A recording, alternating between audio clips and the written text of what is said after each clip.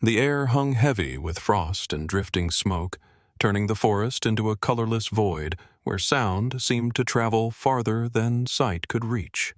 It was February of 1944, deep inside the forests near Vitebsk, where the remnants of a battered German armored column crawled west along a frozen trail bordered by splintered pines. Their engines coughed and rattled beneath crusts of ice, sending up exhaust that twisted skyward like gray ghosts beneath the dim winter light. Captain Ernst Mielke stood half-exposed in his half-track, binoculars pressed tight against his face as he searched through the mist for the faintest trace of movement. His hands were raw from the biting cold, his uniform stiffened by mud and frost. The convoy had moved in silence for nearly an hour, every man aware of what that quiet meant on the Eastern Front, that death was waiting somewhere ahead, concealed by snow and stillness. The radio sputtered to life, the operator whispering that contact with the scouts had been lost. Mielke's jaw tightened. He didn't need to ask why. On this front, lost contact usually meant bodies in the snow. Soviet anti-tank squads often waited for the lead engine to descend a slope before striking, trapping the rest of the column in a narrow kill zone. The map offered no refuge. The endless forest stretched in all directions, broken only by icy creeks and the black husks of abandoned villages. Mielke signaled for the vehicles to spread out, his breath crystallizing as he shouted orders over the mechanical rumble. A lone crow crossed the path ahead, wings cutting silently through the white haze. Seconds later, the silence shattered. A shell crashed beside the first Panzer, blasting snow and soil high into the air. The thunder of the explosion rolled through the trees. Another round struck the second tank, ripping through its armor and flooding the gloom with orange fire. The convoy froze instantly. Shouts turned to screams as metal clanged and ricochets whined through the forest. Mielke dove for cover, boots skidding across frozen mud, yelling for his gunners to return fire. Their first volleys went wide, detonating somewhere in the trees, but the Soviets already had their range. Unseen hunters cloaked behind their own curtain of smoke and snow. Mielke's heart pounded so violently that it drowned out the static hiss of the radio. He swept the tree line again, seeing only blurred shadows and flashes of muzzle fire slicing through the fog. The tanks tried to reverse, but the narrow road trapped them. A burning wreck blocked the path completely. The smell of burning oil mingled with the acrid sting of cordite and the resinous scent of shattered pines. In minutes, the column would be torn apart piece by piece, leaving survivors scattered and running through the snow. Then, as another explosion shook the woods, Mielke made a choice born entirely from instinct. He shouted for the supply truck, the one loaded with oil and tar used for winter repairs. The driver froze, uncertain. Mielke climbed aboard himself, gloves slick with freezing fuel as he hacked open the barrels with his bayonet. Thick black liquid gushed onto the snow, spreading like ink. He tore a flare from his belt, scraped it against the metal side, and tossed it into the stream. For a breathless moment, nothing happened. Then the tar caught fire. Flames roared upward, twisting red and orange against the gray sky, sending a pillar of oily smoke rolling over the road. In seconds, the entire convoy disappeared beneath a living curtain of darkness that spread through the trees like a tide. The gunfire ceased. The Soviet gunners had lost their sight line. Mielke crouched low behind the truck, choking on fumes that scorched his throat. Around him, the surviving tanks roared back to life, their outlines fading into the smoke. Visibility dropped to nothing, but the artillery stayed silent. Only the drone of engines and the hiss of fire filled the forest air. Somewhere up front, a voice shouted that the western ridge was clear. He signaled with his arm, eyes watering from the soot as the convoy began to inch forward again. Men coughed and stumbled, faces blackened yet still alive. Behind them, the woods burned, casting a faint orange glow through the haze, the mark of their escape. When the last tank vanished into the fog, Mielke turned for one final glance at the flames clawing through the snow. No manual had ever taught such a tactic. No commander had dared to imagine it. The smoke had spared them from death, or perhaps merely postponed it. By the time February turned into March, the northern front had frozen into a grim stalemate of attrition. The land surrounding Vitebsk was devastated, a wasteland of burned-out armor and snow laced with ash. The German defense no longer formed a continuous line, but rather scattered fragments of battered battalions held together by exhaustion and rigid discipline. The Soviet push pressed forward without pause, driving them west through forests so thick that radio contact failed, and roads disappeared under frozen drifts. Every unit that tried to break free met the same fate: trapped, ambushed, and wiped out by fire. Captain Ernst Mielke's formation, once well-equipped and proud, had turned into little more than a ghost of its former strength. Out of 42 armored vehicles, scarcely 20 could still move, most repaired with scavenged parts. The rest lay abandoned in ravines, half buried beneath snow and silence. Each soldier carried the burden of those losses, not as faceless statistics, but as the memory of men once listed on rations and patrol rosters. Orders continued to arrive from headquarters, cleanly typed and hopelessly detached, demanding counterattacks that no one had the fuel or strength to execute. Each command came too late, describing battles already lost to time and fire. Mielke spent his nights hunched over tattered maps inside the frozen carcass of a truck.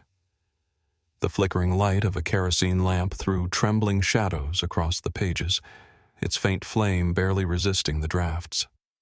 He could trace defeat's progress with a single finger. Soviet arrows slicing through German positions like claws through paper. The logic of command had collapsed, yet the instinct to obey persisted. Headquarters still demanded static defense, ordering tanks to hold positions even as the Red Army swept around them. Those same directives had doomed the nearby 56th Panzer Regiment, leaving hundreds of men stranded in the forest without fuel or aid. Even the regulations on concealment bordered on madness. The rules, written years before for the deserts of North Africa, required precise artillery coordination for the use of smoke. Only designated artillery units were permitted to deploy it, and every shell had to be documented in writing. Mielke's company had none left, not a single smoke round or functioning mortar. His men dug into frozen soil or hid behind wrecks, but Soviet observers always uncovered them. The enemy no longer relied on precision, only overwhelming force. During one ambush, Mielke had watched 3 of his tanks burn because headquarters denied permission to use the last smoke shell. The artillery officer quoted protocol over the radio while men screamed through static. That sound carved itself into Mielke's memory, a moment colder than the snow around him. He realized then that blind obedience had become more dangerous than enemy fire. The command structure would rather lose men and machines than question its own rigidity. Each withdrawal left new wreckage in its wake, and every wreck became a perfect target for Soviet gunners. The stench of scorched rubber clung to the air, impossible to escape. Mielke's gloves smelled of engine oil and frostbite ointment, the mixture stinging his nose whenever he raised his hand. When dawn broke, he looked out over fields filled with the twisted shapes of once feared tanks. The sight no longer evoked pride or terror, only numb weariness. Yet even amid that decay, a fragile defiance endured. His men still believed in him, though their faces showed exhaustion beyond words. They followed because he adapted, because he refused to let them die under orders meant for another war. Behind every explosion, through every retreat, Mielke's mind worked without rest, searching for what the manuals had never considered. The army was collapsing under its own weight, and only improvisation could buy them another day. The cold wind tore through his coat as he climbed atop a disabled half-track at dusk. In the distance, smoke drifted skyward from another annihilated convoy. He watched it rise, black and steady, a monument to yet another regiment erased. The horizon burned faintly red where the front crept closer. Mielke understood that unless he learned how to disappear from enemy sight, his men would soon join that smoke. Nothing more than another fading column in a sky already filled with ghosts. The breakthrough came not from orders or reports, but entirely by chance. One night, while Mielke supervised repair work at a ruined farmstead being used as a temporary depot, a mechanic struggled to thaw a frozen engine block. The man drenched old rags in waste oil, set them alight, and crouched near them for warmth.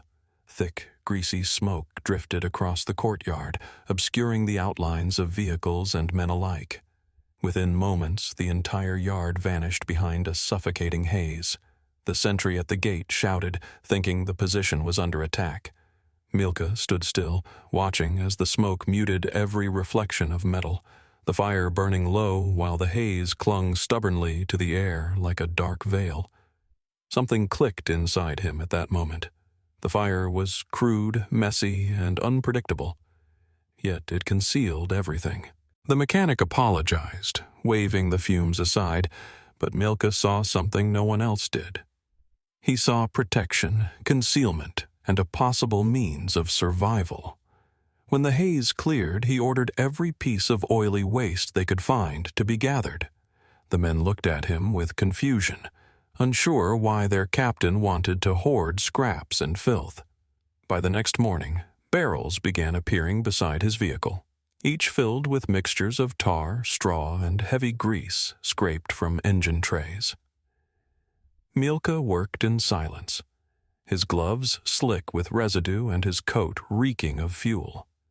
The soldiers mocked him at first, calling his creation the farmer's smoke, a joke born from exhaustion and disbelief.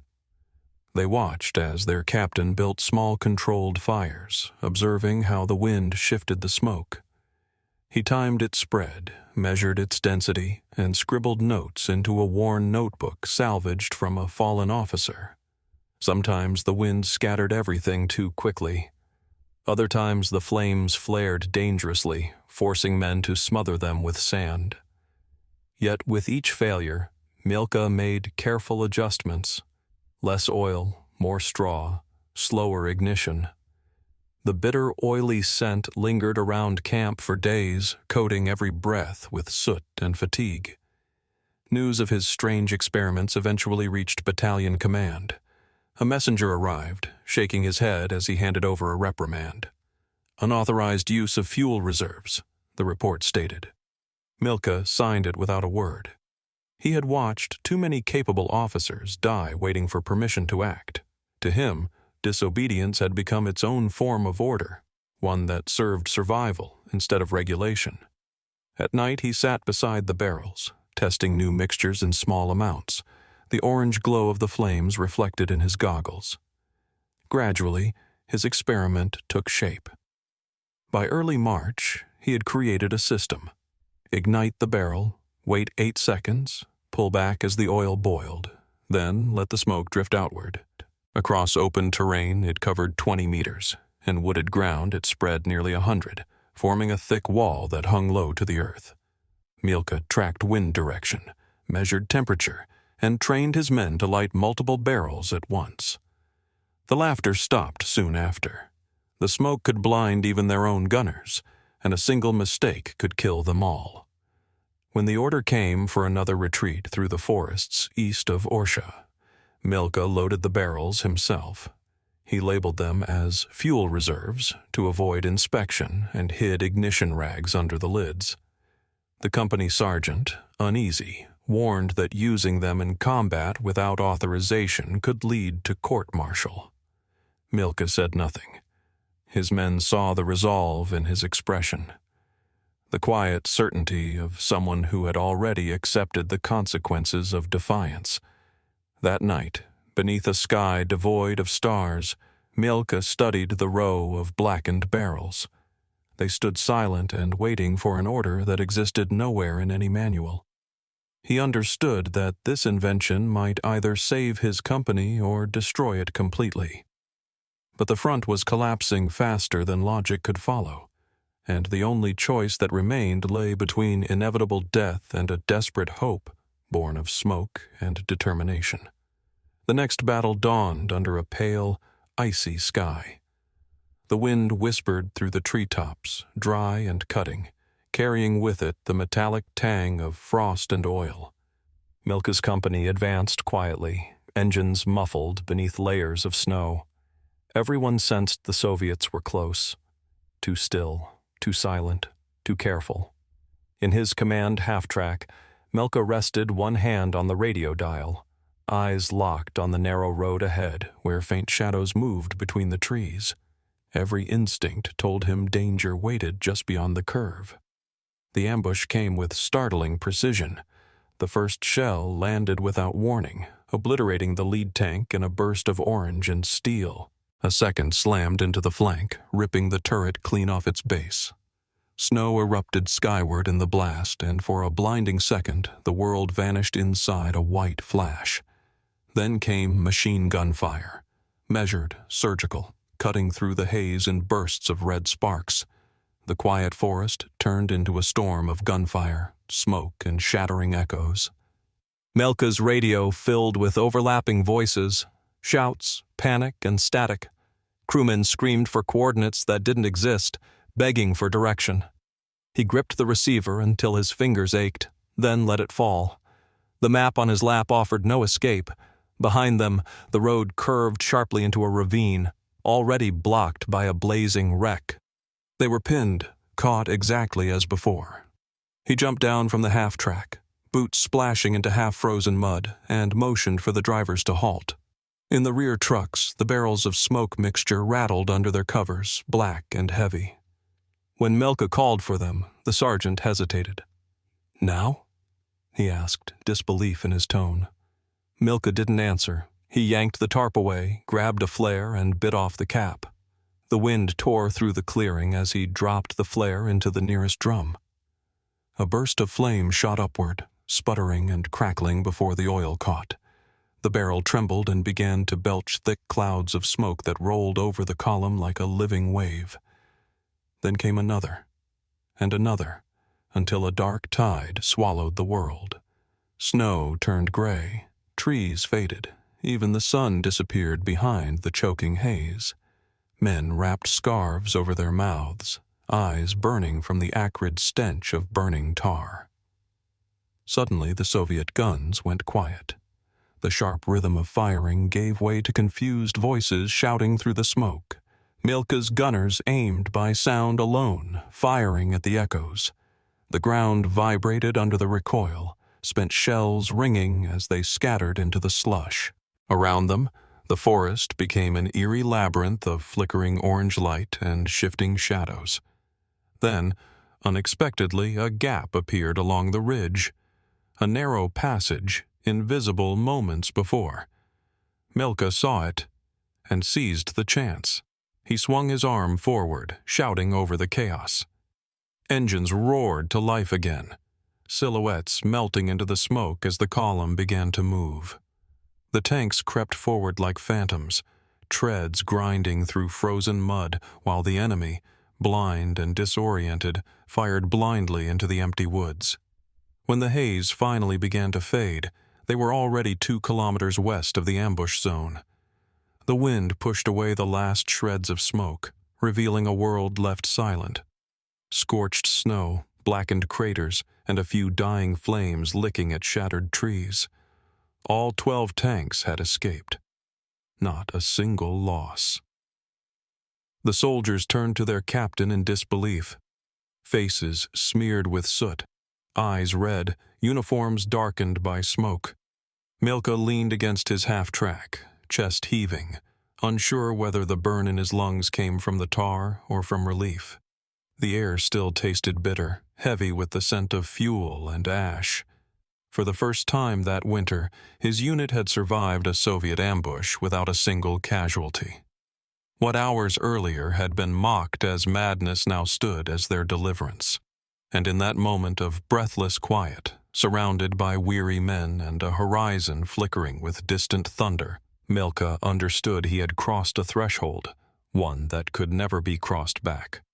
By the following evening, word of the miraculous escape had already swept through the battalion. Soldiers who once mocked the black barrels now whispered about them with quiet reverence. Mechanics gathered every drum, pail, and oil tin they could find, eager to replicate the trick that had spared 12 tanks from destruction. What began as a desperate gamble had turned into rumor, and rumor quickly evolved into doctrine long before command ever heard a word of it. When the battalion commander arrived to inspect the survivors, the forest still reeked of scorched tar. He came expecting wreckage and wounded men, but instead found engines humming and guns polished. Mielke stood beside his half-track, uniform blackened with soot. The officer's face shifted from disbelief to irritation as reports came in. Not a single tank lost, not one casualty among the crews. The commander accused him of exaggeration until a gunner rolled forward one of the charred barrels.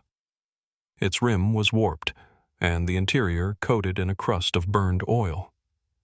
The commander crouched, touched the metal, and stared at his blackened fingertips for a long moment before murmuring, "Show me exactly how this works." That night, under a still and silent sky, Mielke demonstrated the method. The barrel flared weakly, spat, then released a torrent of thick smoke that swept across the clearing. Low flames curled around its base while the gray cloud spread outward, swallowing the men and the trees. The officers stood frozen, their outlines vanishing in the haze. Then someone laughed. Not mockery this time, but a sound of astonished admiration. For a moment, the war itself seemed to pause, leaving only the hum of engines and the heavy scent of burnt oil. When the smoke thinned, Mielke saw those same skeptics nodding in quiet respect. By morning, headquarters requested a formal report. His handwritten notes, once private, were copied and typed under the title Field Smoke Generation Methods. Temporary application. The document carried no author's name, but Mielke's handwriting lived on in the margins, transcribed by clerks who had no idea whose work they were duplicating.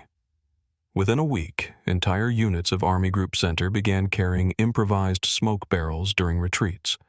Some filled them with bitumen, others with animal fat or sludge from old engines.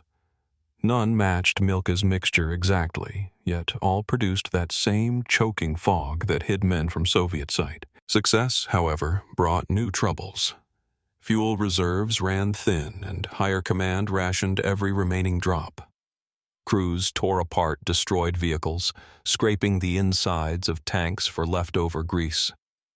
The camp reeked constantly of oil and smoke, a stench that clung to hair and uniforms no matter how much they washed. Mielke spent long nights over notebooks, refining ratios, recording burn rates, and adjusting for temperature and wind. He slept little, ate less, and spoke rarely. The laughter was gone. Now his men saluted him with wary respect, touched by superstition. Then new orders arrived. Command demanded that the smoke tactic be tested in a coordinated withdrawal under artillery fire. They wanted data, measurable success, confirmation. Headquarters no longer saw his creation as rebellion, but as a tool, and one they intended to control. Yet every test meant more exposure, greater risk. Mielke realized that his achievement had drawn the attention of officers far above him, and attention meant danger. He was no longer fighting the enemy, but the machinery of command eager to claim his work without understanding it. Still, he complied. There was no other choice. Trucks were loaded, barrels sealed, and ignition rags packed tight beneath the lids. The sharp odor of tar filled the air once again. Snow drifted silently through the gray evening as Soviet scouts moved somewhere beyond the ridge.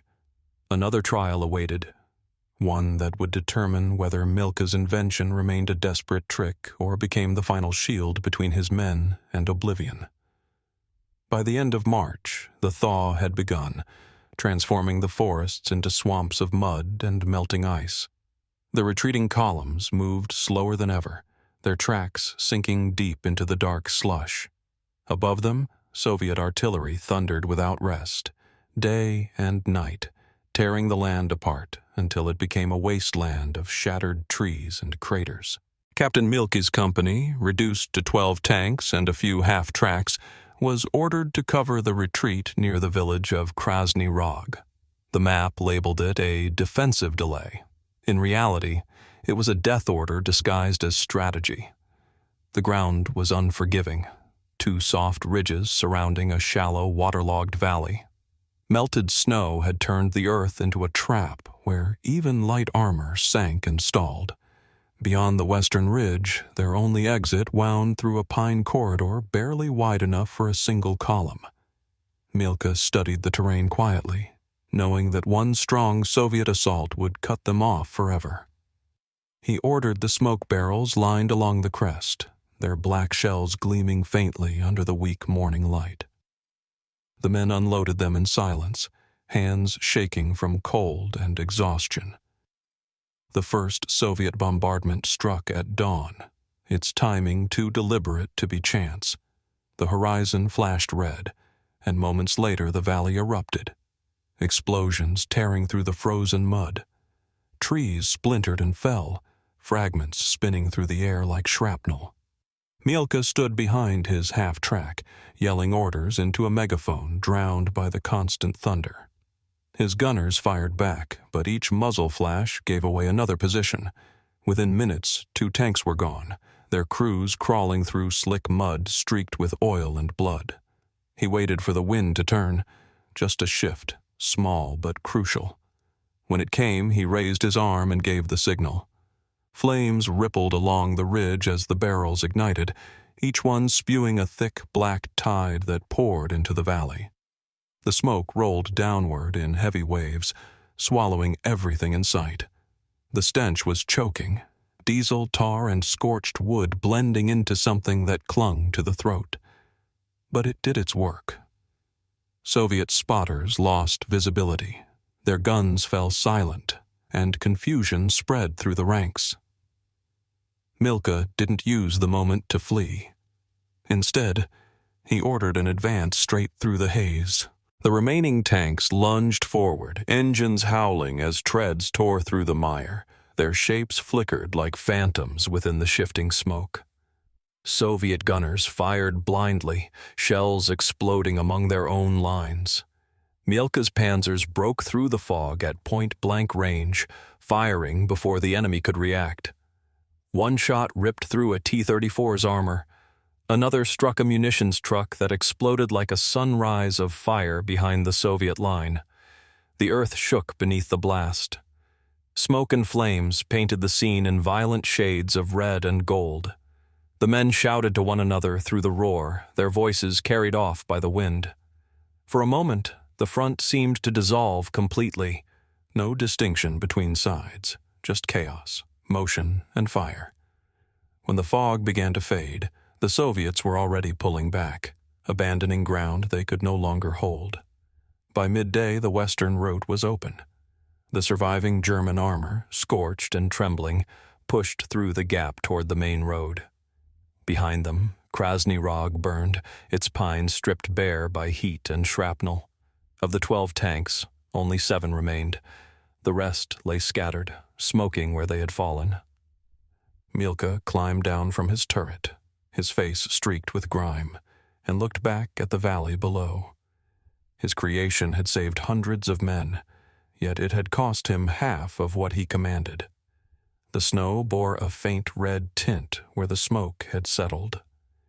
The battlefield was silent once more, save for the crackling of distant fires.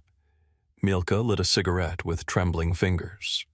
The thin stream of smoke rose upward, pale against the lingering haze. It looked strangely peaceful. The calm born from devastation, the quiet that comes when victory leaves nothing behind. When the smoke over Krasny Rog finally cleared, the battlefield looked like a painting spoiled by ash and ruin. Burned metal jutted from the mud, trees stood bare and skeletal, and the air carried a sour chemical odor that lingered long after the flames had died. The survivors moved through the wreckage like shadows, coughing as the residue clung to their throats and lungs. Mielke walked among them without a word, running his gloved hand along the battered hulls, counting each by touch as his boots sank into the soaked ground. 7 tanks remained, scorched, battered, still breathing. The others were nothing but charred graves. By evening, the first reports arrived. Headquarters described the stand at Krasny Rog as a localized tactical success, crediting improved coordination and weather interference for the outcome. Mielke's name appeared nowhere in the dispatch. Instead, his unit received an official reprimand for the unauthorized combustion of fuel materials under combat conditions. The paper stank of ink and condescension. When the adjutant handed it over, Mielke said nothing. He folded the document neatly, slid it into his coat pocket, and turned away as the sound of trucks carrying the wounded west faded into the cold wind.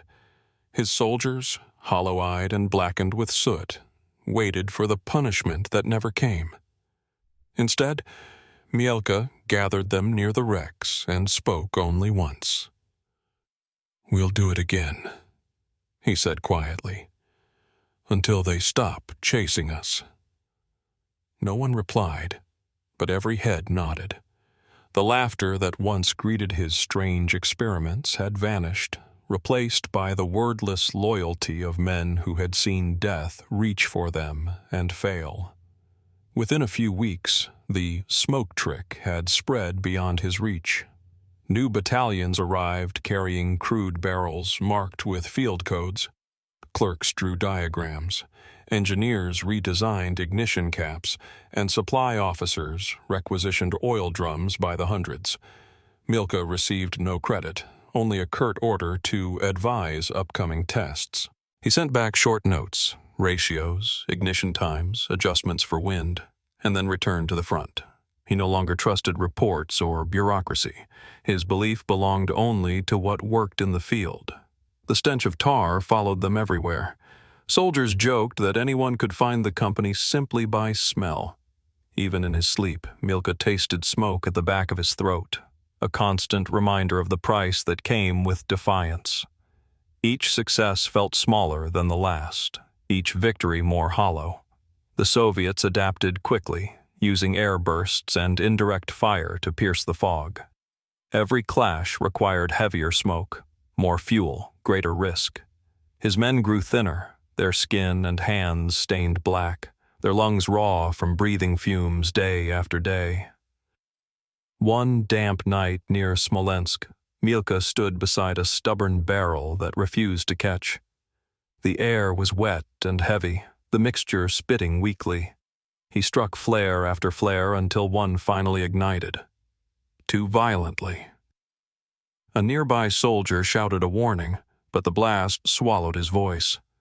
When the haze lifted, 2 men were gone. Only the twisted rim of the barrel remained, glowing faintly with a blue core. Mielke stared at it for a long time, his face unreadable beneath the soot and flame light. The next morning he entered their names into his field ledger. He added nothing else. No ranks, no notes, just one brief line. Burned during test. Then he closed the book and tucked it beneath his seat. The war was unraveling faster than any creation could mend, yet he kept building, kept burning, because to stop now meant surrender. The same smoke that had once shielded his men now consumed them slowly, one barrel at a time. It filled the air they breathed, the soil they slept on, and the memories that clung to them as they moved west. Mielke knew it couldn't last, but he no longer cared about orders or survival. The border between invention and punishment had dissolved, leaving only the thick, drifting fog that had once saved his life, and was now taking it inch by inch. When the Reich finally collapsed in the spring of 1945, the front had ceased to exist. replaced by scattered remnants of soldiers fighting only to escape. The smoke that once concealed Mielke's convoys now rose from the cities themselves, black columns twisting through a sky heavy with ash.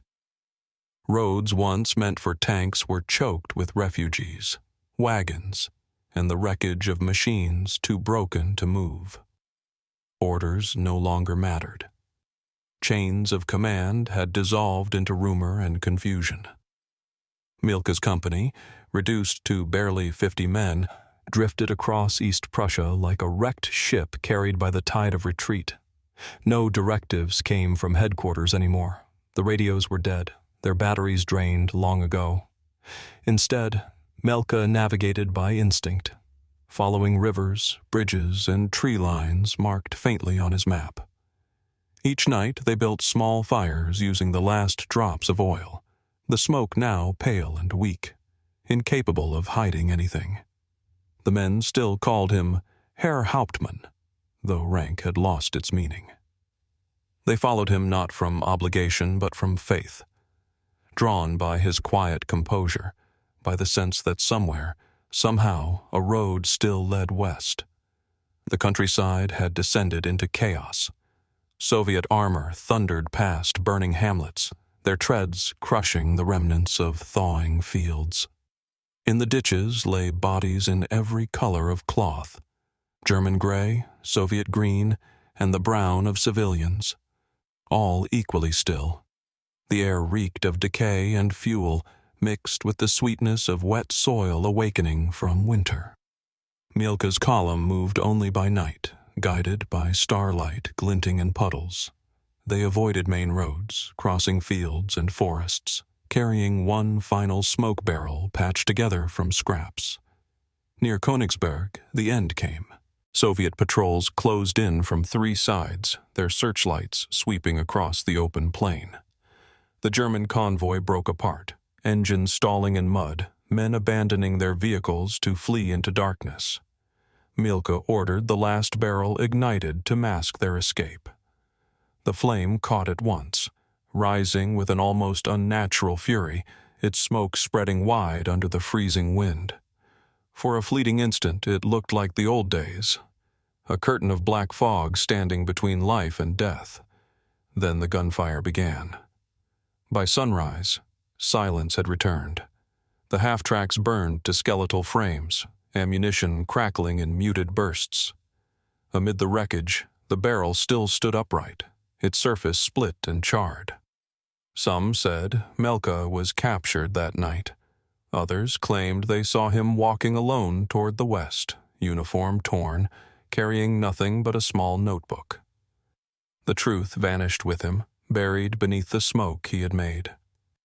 Years later, military archives recorded the unauthorized application of improvised smoke screens as a minor tactical innovation. There were no names, no unit designations, no mention of its creator. Engineers refined the idea, turning it into mechanized launchers that released chemical smoke within seconds. Every Cold War tank inherited his principle: concealment through motion, survival through obscurity.